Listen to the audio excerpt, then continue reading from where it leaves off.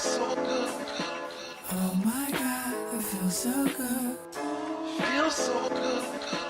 Oh my God, it feels so good. Feels so good when you treat me like no other, no other. Feels so good when you call me your lover, your lover. Feels so good, one lucky brother, lucky brother. It feels so good, oh yeah, it feels so good. Hi everybody and welcome back to the Ngano Live YouTube channel, and today we're going to be reviewing the brand new, the fresh Netflix original series, the third South African Netflix original series. It was Shadow, Queen Sono, and now it is Blood and Water. That's the show we're reviewing today. It is collectively created, written and directed by Uno Seputumisa, Darren Joshua and Travis Todd. So Blood and Water, just to give you an idea of what it's about. Firstly, I know that majority of us have watched it at this point, so yeah, I know that you guys know the synopsis, but for anybody who hasn't watched it, this is for you. So Blood and Water revolves around a teenager who had her sister abducted at birth. Now that she's a teenager, she bumps into someone whom she has suspicions of, oh, this might be my long lost sister, and then she literally goes out of her way to prove her own suspicions. Now before I carry on with this review, I even get into this review, I just quickly want to say, before the show even came out, there were already like comparisons based on the trailer, which it looks like another show called Elite. Some were saying it looks like Gossip Girl, some were saying it looks like Riverdale and whatnot. I just want to let you know, we want to let you guys know right now, first of all, I have never watched any of those shows, and I will not watch any of those shows anytime soon. Why? Because I have a lot of stuff I'm watching. At some point I probably will. I'm saying this to say, please don't comment down below or tell me that, oh, you should watch Elite or you should watch this show or that show. I won't, not now at least. I'm reviewing this show based on this show that I watched, so keep that in mind. So now that that's out of the way, I want to start off by saying I overall enjoyed this show. It starts off very slow with the first episode. I think most people also kind of like felt that way. It was a bit laggy here and there, but after that, second, third episode, that's where for me it actually starts like really picking up. It's very gripping, it's very entertaining, it's like very beautifully shot, like it's like impressive visually, and I also like its story, like the story and the premise in which it's set in this investigative thing. Speaking of investigative, by the way, a lot of people complaining the main character was, wow, she's such a Sherlock Holmes, and people complaining that that's not realistic. I personally didn't have problems with that, honestly. I mean, it's a TV show, like it's fiction. Come on, very much like the way other things that like I have problems with than that. That's for me is not really a big deal. The fact that she will go on a mission and investigate something and it's just like that, and she has figured it out, or she's like whatever. I don't have a problem with that personally. But yeah, but I did like that about it, like that investigative side of it. That's the side that I fell in love with mostly. I loved how when it kind of like leaned more into that. And before I carry on, I just want to say, keep this in mind even when you're watching this review, even when you're watching the show. From my observation, this show looks like a show that is maybe like targeted mostly towards teenagers and like varsity students. So age kind of does play a role in this. So if you're like an elderly, however old you are, and you're watching it and it's not connecting with you that much, kind of keep in mind that maybe it's not really made for you. Yeah? Because there was a few things that are like, don't really care for this, I'm not really interested in this, and I did consider, which maybe because it's not really catering to me. Yeah? But either way, I will mention those things. Just keep that in mind, and that's where I'm going with it. It's not a fluffy, puffy high school teenage drama that you would expect, right? It flirts a little bit with the dark side, a lot of dark things are happening, human trafficking, child trafficking, corruption happening in there, and that's kind of the side of the show that I was like, a little bit more interested in, and I wish it could like flirt, like not flirt, but rather lean more into that. But it had to kind of balance that out with a few lighter moments, and keep it a bit light here and there.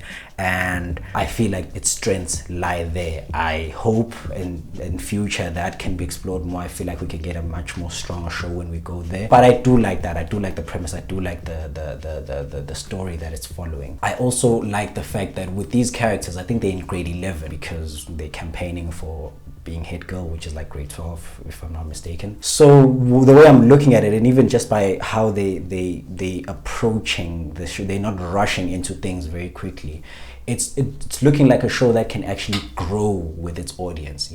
We have characters who are, well, the characters, not the actors, but the characters are pretty young. They're in grade 11, and there's enough time to see these characters change. Teenage is a very volatile age in a person's life, so you can get to see them change and grow, and hopefully by the time this show wraps at whatever season it will be, they'll be totally different characters from who they are right now. And that's what's, for me, is like very interesting. It has a lot of meat and a lot of like potential. That's like, okay, there are a lot of things that haven't been delved into or explored, and like that's what's keeping me here. That's what's making me like, I really want to see where this is going, because I feel like once they get there and they touch that, it's going to be some of the best television we've ever seen in South Africa. Yeah, it's that. And then another thing I want to talk about is that, like, before I started watching it, I checked, it's like 6 episodes, right? And each episode is like between 40 to 50 minutes, and that's like, and on traditional television that's like an hour, and it was like, damn, okay, this is going to take a long time to finish.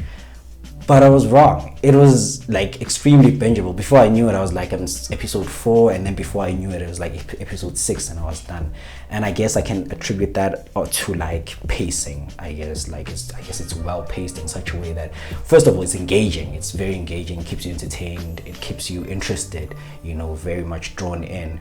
But then also, just, I guess it's well paced in the sense that you don't feel, even when you've clocked through like 3 episodes in a row, you don't feel like, man, I've been watching this show. You feel like very much interested in like, okay, what's gonna happen next? How is this gonna happen? Where are we going with this? So yeah, that's basically like what I really liked about the show. I'm gonna shift over to things that I kind of had problems with, and that's like mostly when it comes to some of the writing. I found some of the writing was first of all, was very like unnecessarily expositional. Like characters would literally spew information on screen unnecessarily. Like there's a scene, I think in the second episode, where one of the main characters is talking to a supporting character, and they're like, thank you, if it wasn't for you, I wouldn't have gotten this interview, and blah blah blah blah blah. And it's like, okay, it seems like something happened off screen and we were not shown that, and so now the character is telling that to us, through this dialogue. I'm not really quite a fan of that. And speaking of things happening on screen, I feel like in some cases, in most of the cases actually, there were a lot of instances where stakes could have been heightened, but they were not. Like, that advantage was not taken advantage of. That aspect was not taken advantage of. It kind of felt here and there many times, for a show of its type and what it's kind of flirting with. There are a lot of places where you could have, stakes could have been heightened, but I felt like, okay, we're not really getting that effect that you're trying to communicate here. There's an episode, for example, there's a scene where there's this car that's been following them around, and it's been stalking the main character, and then something happens, and then we find out that, oh, something happened at home, the result of what has been happening behind the scenes is only being told to us. And it's like, I feel like you could have just shown that to us. It would have had much more effect if you actually showed that to us, instead of just like, oh, you saw that, we know what was happening in the past episode or so here's what eventually happened while you were watching this scene where that character was there doing that. This is what was happening. It's like, okay, I feel like we could have at least been shown that, and we're going to feel it a bit more. So I had problems with things like those, and there were like a few of them here and there where it's like, if you capitalized on that, I feel like you would have gotten like maximum maximum effect out of it. And another thing that I didn't like, and this is a me problem, I just, you know how everybody has their thing that I don't like it in movies when this happens, or I don't like it in TV shows when this happens. Some people don't like it in movies when characters leave the door open, right? I don't like it in movies when there's conflict and a character is trying to explain themselves, and first of all, the character doesn't explain themselves, or character B doesn't allow character A to explain themselves. Like, I don't know, this is not realistic. In real life, people are usually seeking closure, so whenever there's been a misunderstanding, people kind of really want to know, yo, why would you do something like that, you know, why would you? And when someone says, I can explain, you usually given an opportunity to explain. And it's like something that's overused in film and TV to a point where it's like, okay, I feel like there's a way we could approach this in a better way. Obviously, I don't know, but I feel like we didn't have to go this route of, listen, this is not how it seems, I can explain, and then the character is not given the opportunity to explain. Yeah, that's something I really have a problem with, and it happened quite a lot actually in this show. So these are like the things that, you know, I wasn't really vibing with that much. So yeah, those are some of the things that I have problems with. And also like the acting wasn't bad, but the acting wasn't great either. It started out a bit iffy, but as the show progresses, and I don't know what order it was shot in, so I don't want to say as the actors got used to being on set, but it kind of did feel like that. It kind of did feel like, oh, it's getting better because now they're getting used to their characters, they're learning and understanding their characters better. But I do feel like we're going to get the best acting from these the actors. The actors, we're going to get the best acting from them in like maybe the following seasons. But like I said, I didn't have that much of a problem. It's something that maybe the first episode is going to be like, it's a bit awkward, but then after that, either you get used to it or some of the acting actually improves. There are a few characters here and there, like the guy who stars as Wade. There's someone else I'm forgetting. The character of Phil, it was, in my opinion, pretty convincing as, you know, the actor pretty convincing as the character she was playing. But for most part, I felt like, you know, we could have gotten better performances from them.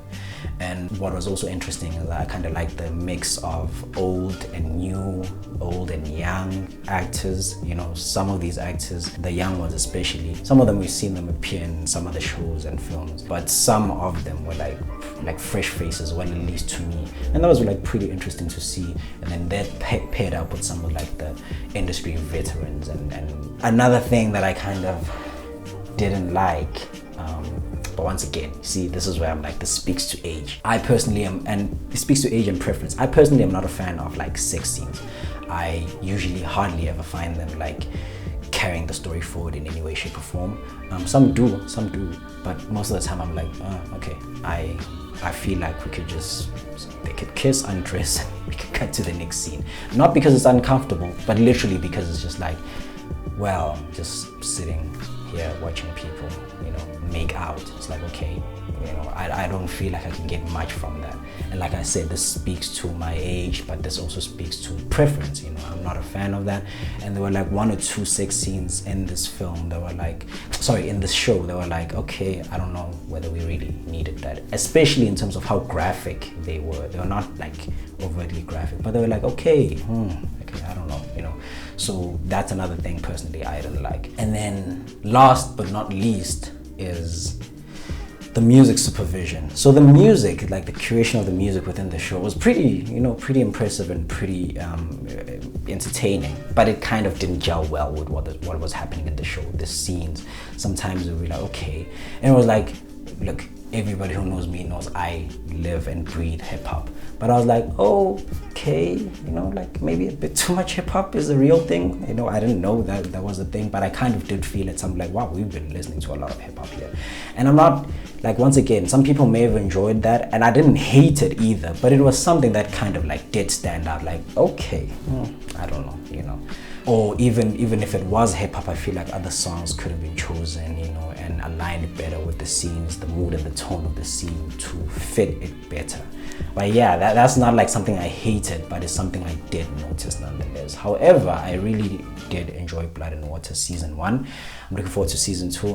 I have no doubt in my mind that it's going to get renewed for season 2, and I'm like, as much as I was excited for season 1, I'm very much more excited for season 2. I'll probably rewatch it before even season 2 comes out, because it's very, like I said, it's a very bingeable show. It has rewatch value. It's pretty interesting, you know, and it's very good. It's very good. But yeah, I'm looking forward to that. Great work to the people who made it. I'm gonna, in the next couple of days, sometime next week, I'm gonna upload the review for Queen Sono and Shadow. And spoiler alert, so far of the South African Netflix original series, this is my favorite. This is my favorite series show. I'm gonna rank them at some point when I review the other ones, but this one is definitely so far my favorite.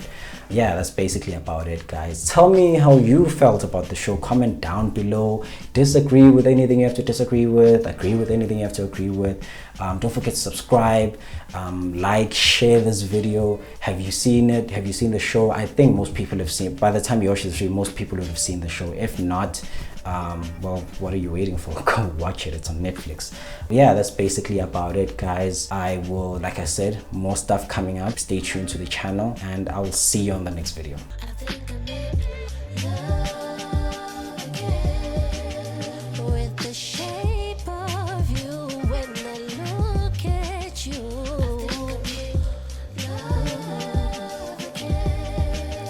What you